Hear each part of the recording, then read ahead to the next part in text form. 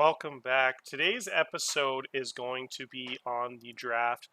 I was thinking about that a lot recently doing my draft rankings, and I think this would be a really good time now that we are into the ninth draft. It was almost done a full decade to kind of do a little bit of refresher for everybody and kind of see what's happened here in the history, who's been taken where, and kind of what. I always kind of try to use it as a teaching moment for myself. I always find I look at kind of the mistakes and like who I passed on. I know sometimes it's just more of a guessing game, but there's a lot you can learn. Sometimes you look back and you think like this whole position group seemed to be underdrafted, but you find like five good relievers all taken rounds 2 and 3, and you're like, you know what, these are like 5 of the top 10 players in the draft, and they're all relievers. That happened a couple of years with some weaker drafts. So sometimes yeah, it's just nice to learn from your mistakes or even just kind of review everything. So what I want to do today is I'll show you my draft history tab again. So this one worked really well. I moved this over to the very front, so overall draft choice, so you can sort the whole draft so you can see exactly what pick they were. And then if you really want to go and do something different, you got the round and then the pick of the round they are in this tab. So it'll say like pick 36 of round 2, or it'll just be 73rd overall. So over here is like the overall.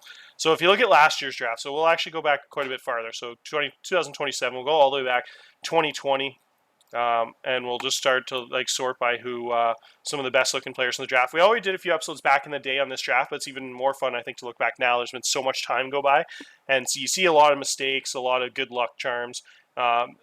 It will just kind of go quicker for these old draft class now because it's kind of obvious what happened. So first of all, P. Armstrong was the first pick of the draft. Turned into a really, really, really solid player. He's been a staple in center field for a long time there in Pittsburgh. Next up, you have another center fielder, left fielder type here, and Heston just turned into an absolute superstar, one of the best players in the draft. Emerson Hancock looks like a monster for Miami. He had a nice 2.5 WAR season. Last year wasn't quite as good, missed some time with injury. This year he came, looks like he's on the pace for another nice looking season again. Really good pitchers there, going 3 and 4. And him and Asa Lacy. Asa Lacy has been a really good. Asa Lacy's been worth about 15 WAR, so those two guys will turn into really solid number 2-3 type starters. Spencer Torkelson. So all top of these 5 guys are all really solid picks. Torkelson's been really up and down. He had a really bad year and then back-to-back really good years again. 42 home runs, just to turn into a really reliable like power hitter when he is on his game. And actually he's a really high range guy, and TLG he's been like a 60-55 range guy, where in real life he's more like probably like a 35-40 outfield range guy. That's like a first baseman. But TLG has him as a really good athlete, so he's been actually got a lot of added bonus out of that, making a lot of money now. Austin Martin's kind of hung around in the majors for quite a while. Doesn't quite have the power, but he's just been a solid contact guy with some tools there because a good base stealer and stuff. Has made a couple $1,000,000, that's for sure. Garrett Mitchell wasn't so hot. He's kind of hung out on the major leagues here. Had a really bad -1 WAR season there. Didn't quite live up to the hype. Nick York did not live up to the hype in TLGs, sitting in indie leagues. The real steal here is Zack Veen. Zack Veen had a huge TCR and went from good to freakishly good. And now he's hitting 343 on pace for 61 home runs, has a 358 ISO. So the guy is on a loaded Colorado team. Is one of the main reasons they're one of the offensive powerhouses we've seen in TLG. So he turned out really good with a huge boost from a TCR there late in his career at like 25 years old. Garrett Crochet, I think, turned into a reliever. Didn't really have the movement to succeed. Jared Jones turned into a really, really solid. I think he just lost some control, down 10 control here from a year or two ago. But, yeah, still been a really solid number 3 pitcher for a bunch of years there. Reed Detmers was a waiver wire guy that's kind of bounced around, hasn't been very successful, but definitely pretty close to a major league type talent. Austin Hendricks retired. Nate Wogelsmuth kind of bouncing around AAA. He was a really young high school guy, so he's still not that old, 26, but looks kind of like a quad A type guy. My guy Romo's turned into one of the best catchers in baseball. He's been quite the pick for me. I've really enjoyed him. And then I won't go pick by pick after this. A lot of guys that didn't make the pros. Patrick Bailey's turned into a monster for Boston at catcher and first base. That guy's on pace for 48 home runs, so really, really big-time talents there going back-to-back, and Bailey and Romo. In the middle of the draft there, the 2 catchers. A couple guys that didn't Indy League here, not in the league. Jordan Walker, Cade Cavelli's in Indy League, Max Myers in Indy League. Ed Howard turned into a really good 3 WAR shortstop every single season. Sabato's bouncing around. Blaze Jordan's bouncing around. Hassel turned into a really good player. He's probably more of a corner guy on most teams. I think he was almost 4 WAR last season. Looks like a nice big bat there for the Mets. And then, yeah, you got a couple guys down below that turn into studs. Obviously, everybody knows like the 18th round pick that ended up turning out really good. Oh, sorry, I was on OSA there for the rating. So anyways, that was 2020. 2021, we had, I'll go faster here. I don't want to take that long in each draft class, actually. This draft class, we have a couple stars. Carl Hartmann, a late first-round pick, high school guy. One pick after me. That was a mistake by me. Probably passed on him. That was actually my next pick on the board, so I kind of regret that. Kind of wanted to go with the high school arm back in the day, but I just really like the catcher Melendez, who obviously turned into a solid backup, but really probably should have gone with the Cy Young winner, Kyle Hartmann here. Turned into an absolute stud. You have Jack Leiter here in Indie Leagues, TJ Reeves in Indie Leagues. So, Quentin Selma's chilling in Double-A there in like Korea or something. Isaac Pacheco had a monster progression, turned into a stud, and then you have a couple pitchers here that turned out to be like, Luke Leto going and Marcel Mayer 5th and 6th was the big coup here. You got the three stud high school guys here, House, Mayer, Leto, all turned into really good players. Really stings here. A couple of these picks before that, Weiss and Painter not being successful in passing on Leto there. Sometimes you just don't want to pass on that shortstop, man. That guy's a beast. And then Marcel Mayer's been a beast in his own right. 5.5 WAR season a couple of years ago, on pace for about the same this year. Just a freakish talent. Brady House, one of the better third basemen in baseball. Really, really plus defender. Having a slow start this year, but yeah, a lot of tools there. 80 base runner at 210 pounds with 55 power, some major gap power. So he's a pretty solid player. Kumar Rocker just was the stud pitcher on a World Series winning team, so pretty damn successful first overall pick there. 2022, we saw a pretty tough top 5. Pretty much the best player of these top 5 picks has been Justin Fabian. Justin Fabian had 2.7, 2.4 WAR seasons here, 25, 26 home runs. Kind of like a serviceable outfielder, corner outfield guy. Spencer Jones has some nice ratings there. Hasn't performed super well, but still pretty young. 26, has a couple prime years here. Could put up a couple decent seasons here for sure. Kate Doughty's been the most successful of his top guys so far. He's had some monster seasons so far. 13 career WAR, really leading the way for this draft class. Then you get Tamar Johnson's turned into a really good player for Cleveland there. Big trade in the offseason. He looks like a stud middle infielder there. And then Brandon Barriera's turned into the stud of this draft class. Been at point just one of the best seasons of all time last year over reliever. Huge talent. Then you get a bunch of guys that didn't really crack the majors. I don't think anyone made the majors here from pick 12, 13, 14, 15, 16, all the way down to Tanner Mank, who's not really a major league guy, kind of bouncing around on the Yankees roster there. And then after that, you get a bunch. So, like, no one really in this draft class was good at all. I thought Crisp looked like one of the best pitchers, and then I saw him on the waiver wire last week. So, just really, really weak class. I don't think any of these guys are good. Chandler Best looked really good for a while there. He doesn't even look like a major league player at this point, though. 26-year-old, 40 movement. Pretty weak. William Kepner is a nice pick by Boston. He's been the most successful of these later picks here for Washington. Connor Prelip's pretty good, too. Actually, had a big injury last year, but had a nice career. All right, on to 2023. 2023, Bo Unsby was a stud shortstop. He took a while to develop. He always had a crazy power tool. The OSA, I don't know why it keeps saying an OSA here. I only have him at 50-65, but the OSA has 55-70 on him. But he has 1 home run, 4 games in AAA this year. But yeah, that guy's a major talent. He just hasn't been able to reach his ceiling. Still pretty far away from his power potential. As of now, he's just got like a 45-50 bat with some average range shortstop. Definitely pretty close to major league talent. Played there in the whole majors last year and just struggled with batting average at 196. So until he reaches his power potential, he's probably not going to be like a plus player if he ever does. But a huge talent with 6'5 range, 6'5 power. That's a very rare combination. So hopefully he lives up to the hype. Still only 23 years old. Ivy was a total bust so far. Unfortunately, he lost a lot of ratings. Jeff Dobson looks like a serviceable first baseman that should get you like 120 OPS plus. Well, interesting to see what he does in the next few years. Tim Long looks like he turned out pretty well. He was a nice prospect there. He's got all the tools you need for right field. Nice and rangy right fielder with a big arm, some good speed. Got a couple guys down here. This is a really weak draft class. Been like by far the weakest of all. And pretty much the only good player from this draft class is Eddie Billings. Eddie Billings turned into an ace type pitcher. Really, really valuable for Cleveland there. If you look here, just all the guys that go around him haven't really produced any WAR at all. Jeff Aperson here, a shortstop, went pretty high. Tim Monroe, 30 control. Carson Tucker didn't really have the range for a shortstop. Danny Duchesne, actually, my guy, ended up being a pretty good pitcher for the Dodgers here. Decent last, not really, actually, 5.2, but got some decent ratings. We'll see how he does. I think he might be something. But Ricky Arriola is probably the crown jewel of this draft class. Ricky Arriola's ratings are insane. This guy looks like he's going to be a top 20 player in TLG pretty soon here. Catcher that's that good ability with that kind of bat and crazy gap power should be last year he hit 326 in the pros in 27 games. So guy looks like he's going to be a major impact player for Boston for a long time there. Next up we have Jim Sparr. So funny enough, Sparr went in the second round, had like a 20-60 changeup when he got drafted. Not even like 20-45 or something.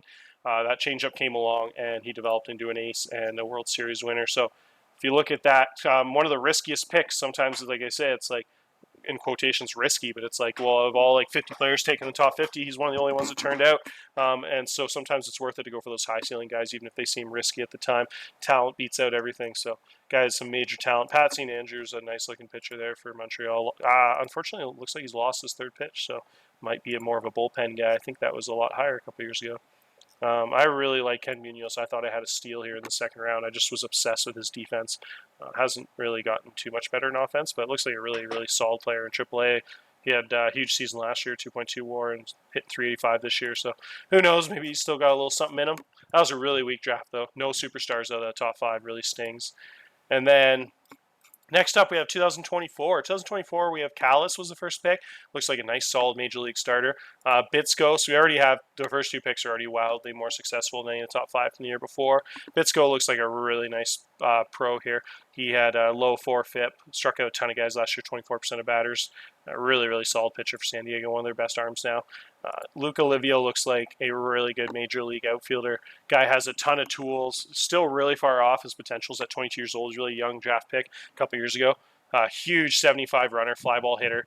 He has 65 power potential. So if he gets anywhere above 55, he's going to be really valuable. Who knows? Sometimes when they get 4 or 5 years in their career and they're still that far off their ceilings, it starts to become questionable if they're ever going to get there. His power might not be legit, but if it is, look out. That guy will be a really good player. But if not, he'll just be like a fringe quad A guy. That's all. It always comes down to the development, right? Ben Jackson turned into a really monster player. He had really bad personality at the draft, but he's lived up to his ceilings and turned into a monster. He had a 3 WAR season last year, 19 home runs for a really good Braves team. Has a huge amount of talent. One of the best arms in baseball. I'd love to see an 80-grade center fielder arm. That'd be like Andrew Jones, just like throwing guys out, and big time range, big time athlete out there with plus everything. So a real 5-tool player, really exciting guy there. A couple of real big busts after that: McGee, Brumfield, Virgil, all Hart, Cano.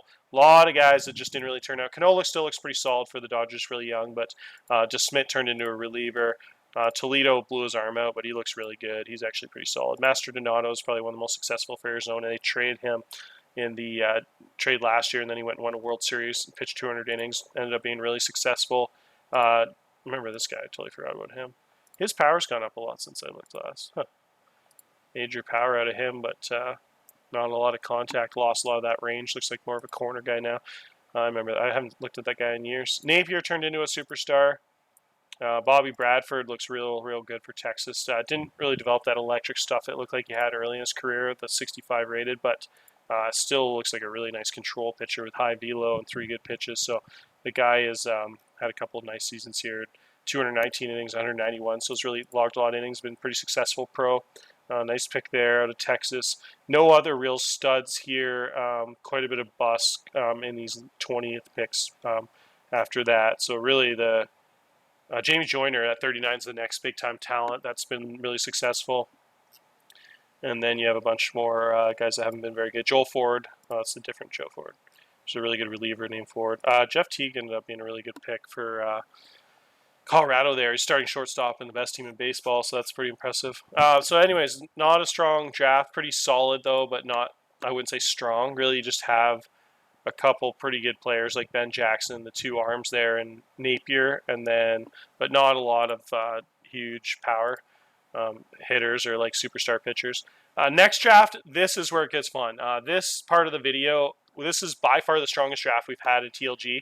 And you'll just see after some of the guys we've talked about and see how much better the guys are in this draft class. There's about 5 guys in this draft class as good as anyone else in these last like 4 drafts combined. It's just absolutely loaded with talent, and they're still young, so we'll see how they turn out. Phil Peters looks to be one of the best hitters in baseball.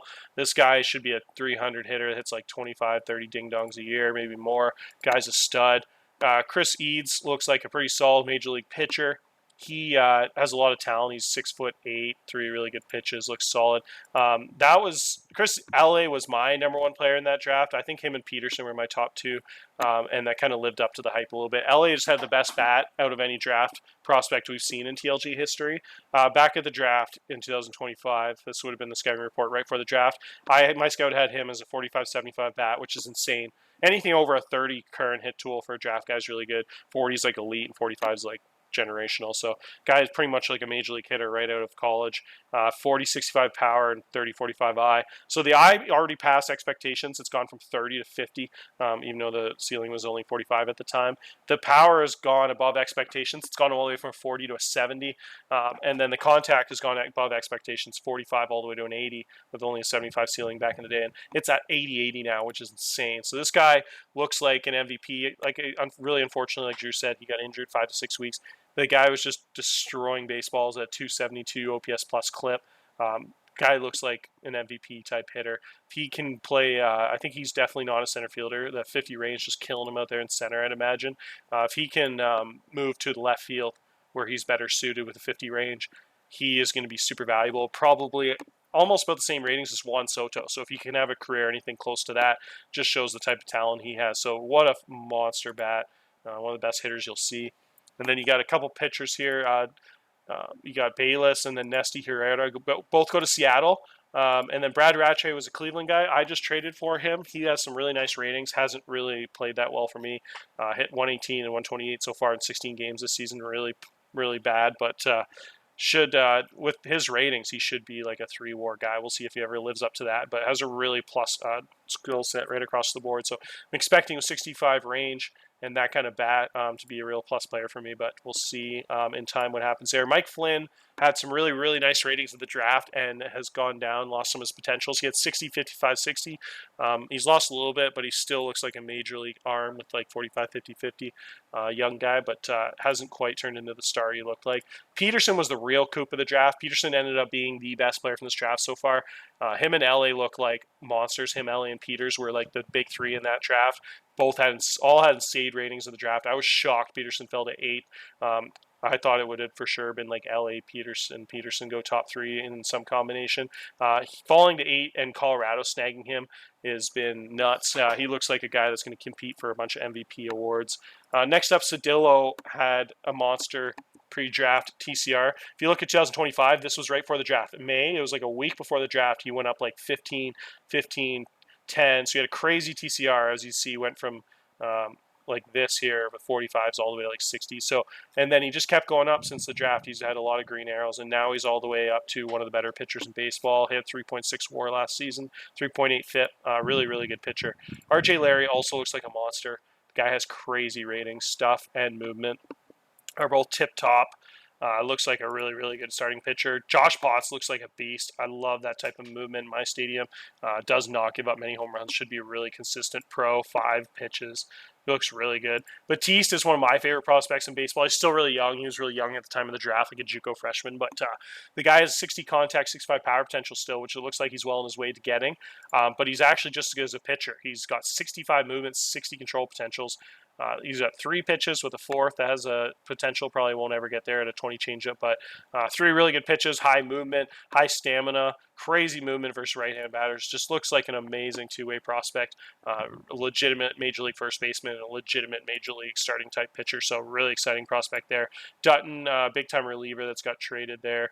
Milello looks like one of the best relievers in baseball ratings-wise. He has crazy stats this season so far in 10 innings.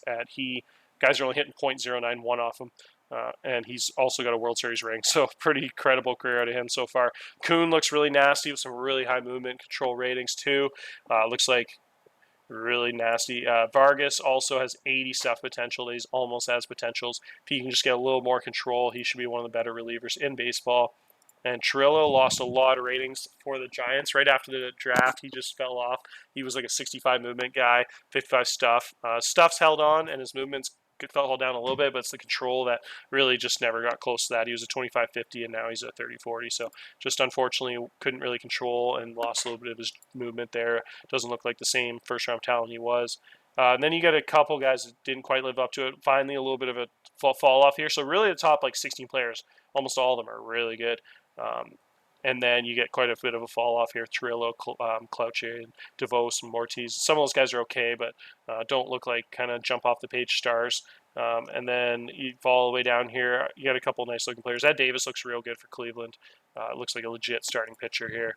My guy Boris is one of the better relievers in baseball. He had a 2-WAR season last year, struck out like 43% of guys, so he looks super legit. Danny Basham, my shortstop, I'm also pretty excited about here. Not to jump on my own guys too much. Mike Catlin turned into a monster, one of the best relievers in baseball. So him and Maurice really both going past like picks 30 here, both already top relievers. So that position develops pretty quickly. Those guys look really, really good.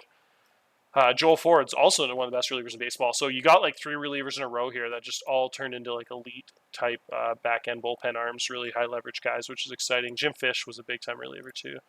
Nice little prospect. So interesting draft here. As you can see, that was definitely the deepest draft in TLG. I think you can make a case that Peters, LA, and Peterson might be the 3 best prospects in the past 5 years. I think there's some guys early on that were probably really good, like Rocker and Leto and some guys like that. But if you look at all the drafts with all the busts we've shown you the last couple of years, like 2023, 2024, some of the top 5 picks just like barely turned to major league players. The fact that all these guys came from the same draft is nuts. If you were to do a redraft, you'd probably go like Peterson first, LA second, and then you'd probably go like RJ Larry or Cedillo third maybe. Anyways, it'd be kind of tough, but some really good, like Ed Davis looks pretty good. But yeah, this draft is just absolutely loaded. Josh Potts looks really good. So just a lot of really, really high-end talent from that draft. And then you get to some of the more recent drafts here. It's hard to tell. It's so recent. This draft so far, almost all these guys are still in the minors. There's a couple guys that debuted in the majors, like Anil Shepard looks like they have a big bat there. Bruce looks like one of the best prospects in baseball. He had 25 changeup for a while there. It just went up to 30. I'm surprised he's ranked so high because right now he looks like a reliever. But if he can get a little more of that changeup, that's what that stuff's waiting on, right? Like these pitches are almost developed. He's got 65 current, 50 current, but that stuff is really, really held back by that changeup. So he's not going to be able to strike out a ton of batters until he gets that third pitch. If not, he'd probably be more of like a middle relief type, but has a really high ceiling with how if he can get that changeup. Randolph looks really good, one of the better prospects in baseball. Worthington, really nasty looking second base prospect at 55-60 range, but at second base with that 80 turn double play and 80 air, he could be really valuable. Really like him there. Bobby Geary looks like a nice major league lefty. Josh Davidson looks like a solid arm right now. Plante looks like a beast. Really high contact guys. Lost a lot of range. He was like 60 range back at the draft, if I remember correctly. Looks like he's turning more into a corner guy for sure. Definitely can't play the middle of the field, but thought maybe at 60 range, if he could get up to 65, he might be able to play center field, but didn't turn out. But still looks like a really big bat. A lot of these guys just don't look super special, except for if you go down to Bailiff, I always like him with his high contact and high avoid K and some nice gap power. Nice pick by Baltimore there. I was really hoping he'd fall to me during that draft, and he didn't. You got some nice players down here. I like my high school arm, Kohun there. You get Araya, who's one of the best prospects in baseball here. Did he... just lose some. Oh, I just lost some of his stuff. But yeah, he looks like one of the better prospects in baseball. He was another guy with a really low changeup that actually developed. That was like a 25, and it looked really iffy for a while. But really exciting to see those really low changeups develop and those young guys, especially those high school arms. So again, these guys are too much of prospects to really look into too much farther. The only like surefire star from this draft looks to be Randolph. The guy already has 60 movement, 55 control, but just waiting on the second and third pitches. Looks like a really, really good arm though. Milton also has really high ratings. Looks like a beast. This guy was that junk baller I remember Kamish really liked there. Ton of pitches, so he looks exciting too. And then last year's draft, really recent, just kind of go over the draft here a little bit. Standout guys so far, the super developed college guys. Greg Cook has just a crazy profile, and he's actually in the majors in year 2.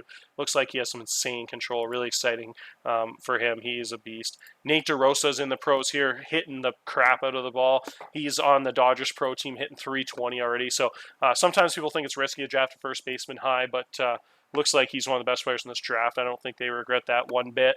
And then you got a couple guys here at the top. Savidra looks really good. He lost some range, so it doesn't look like he can play center anymore. Probably more of a left fielder. Potentially a second baseman at 55 range. Could maybe get it done in the infield there, but probably more of a left or right fielder. Really nice bat, though. Could probably get the job done. Gillespie has a huge bat. He's farther away. He's a young guy. Looks like a left fielder or DH there, but really nice gap power there, a nice approach, but just waiting on that. Power's a long ways off, so won't be pro ready for a couple of years until he can get close to 50 power there, it looks like. And then just a bunch of prospects here. I really liked my guy in this draft. I think Marshall will be a pretty solid player. Jimmy Harden, I always liked quite a bit. Arizona is really high on him, can play a bunch of spots in the infield there. And then Jeremy Whedon was my favorite shortstop in this draft. I forgot about him, so it's really fun to catch up on him. He actually lost a little bit of potential, is unfortunate. A really bad sim for my scout, but he still looks like a monster. He's got crazy shortstop range, turn double play, nice hit tool. So still, there's so few shortstops in TLG that are legit shortstop prospects. He's still probably one of the top 5 or 10 shortstop prospects in the league, just based on how scarce they are. There's just nobody good there. It's crazy. If you sort, there's like no legit shortstops under the shortstop ranking. It's all a bunch of guys with like 55 and 60 range. If you actually make a filter and were to like rank the top shortstop prospects in the league, there's just only a couple that have like 50 bats with 65 range. It's crazy. And then, so this draft here, 2028, we're a few picks in already. If you go to the draft pool here, there's some really nice looking picks. The top guy, Arroyo, just looks like a beast. The Twins picked him. Probably the top high school hitter in the draft. Looks like he can play a legit right field with 870 arm and 50 range. My scout thinks he's ridiculous. 65 power, 75 void K. So he looks like a monster. He went really early on. I think Dan Brand was really high pick here by the commissioner. He picked him as a third baseman. I kind of like him a little more in right field. 60 range, 60 arm. Looks like a real plus right fielder. Probably get away at third base, though, with 45 and 60 arm. But looks like a huge bat with 60-60 ratings across the board. It's really exciting. I think Dansby went really high. The Dodgers just took him as a left fielder. Huge bat, 65, 60. Calvo went second overall. He looks like a left fielder / DH. He went to the Cubs second overall. Pretty exciting prospect there. The one that stands out for me for sure is the absolute monster, Zack Holiday, was the first pick of the draft. In my opinion, he is probably the best starting pitcher prospect we've seen in TLG. I think Kamar Rocker and a few other guys would kind of be at the top of the list there. And we've kind of, at the time of the draft, I know the guys had TCRs, it doesn't really count after, but at the time of being a prospect, I'd say this is the best profile we've seen. He's essentially pro ready at 45, 60, 45 currents. As soon as he gains like 5 or 10 in maybe any of those categories, he's just like 100% going to be ready for the pros. He has 2 pro pitches already at 65 and 50, just waiting on a circle change, which also has 75 ceiling, so that shouldn't be long. 80 stamina, ground ball guy, throws hard, he's a high leader, just has absolutely everything you look for. Probably the best pitching prospect we've had, because the only one that I would compare him to would be, as a prospect, I would probably have to go all the way back to Kamar Rocker. Dylan Lesko's a pretty elite prospect too the year before, a high school guy, but he was more raw. He wasn't developed. He just always had the high ceiling, which he didn't really live up to with his control and stuff. But I think, as like a developed college guy, it doesn't get much better than and safer pick than that. So it's really exciting. Seattle has Zack Holiday. He should be, if he gets anywhere close to that ceiling, even if he only gets like 55 and 55, he's still just going to be a beast. Doesn't have that fourth pitch, but has those 3 really highly rated pitches. So that should be enough. Really interesting profile. You'll hardly ever see that. Cutter and 2 changeups. Really, really weird player. So that's exciting in this draft. So there's some real nice prospects here. I won't talk about too many more as we're still only like 12 picks in.